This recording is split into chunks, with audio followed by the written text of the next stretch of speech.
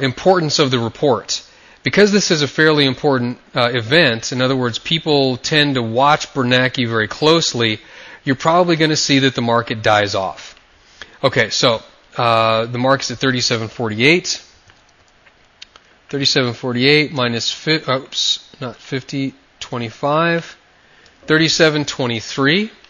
Now here we need the maximum level, right? The maximum level is the top, and because the market's going to be coming down because the box is underneath price. Remember, price is right here in this area, so price has to come down to hit that box. The maximum number should be 37.23, and we'll keep the bottom right there. That's actually a pretty good box there. Got it almost right on the first try. Hit 50 bucks, and it's about the same. Okay, so on this one, we're coming down from 37.23. I'm just writing this down.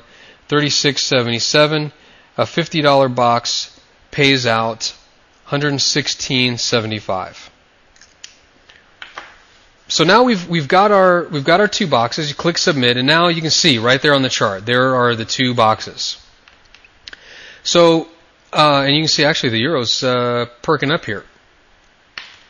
Anyway, got distracted there. Okay. So we've got our two boxes. Based on where price was, we were expecting the market to be fairly neutral and then come up and hit one or both of the boxes.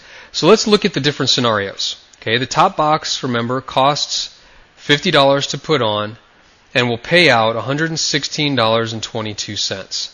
The bottom box costs $50 to put on and it will pay out $116.75. Okay, now all this is locked in. So if you look up here, you see I've got boxes selected. I've got a couple of open miss boxes. These are some errors that I made with the pound, so let's not look at these. But here you can see these are the two boxes we just created. It gives you the price and the payment. Okay, and actually in between the time when we clicked, look at this. Because the market moved, look at this. Our payment went down a little bit on this one and up a little bit on that one. So the numbers have changed.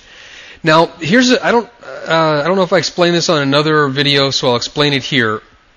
Remember, Forex options do not work like equities options. Let me explain what I mean very quickly here.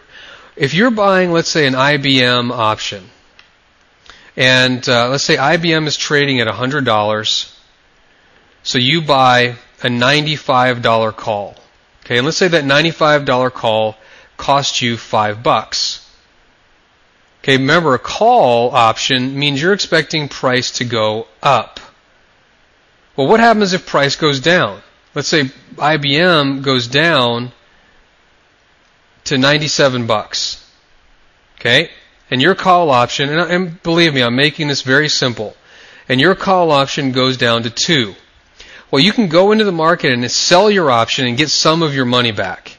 Okay, the Forex does not work like that at all.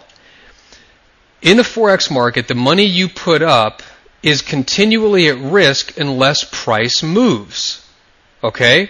So, let's say price just stayed stagnant and just moved like this. And let me give it a little bit better. So it moves just like this. Okay?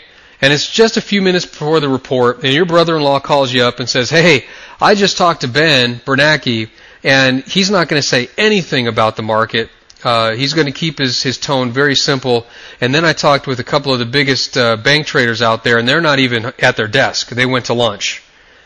That means the market's not going to move anywhere. You may not have any value in your option, and that's this resale column.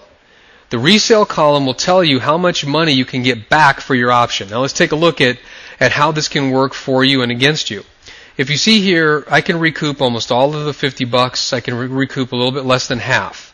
Okay, that's because price has moved. Some volatility has come in.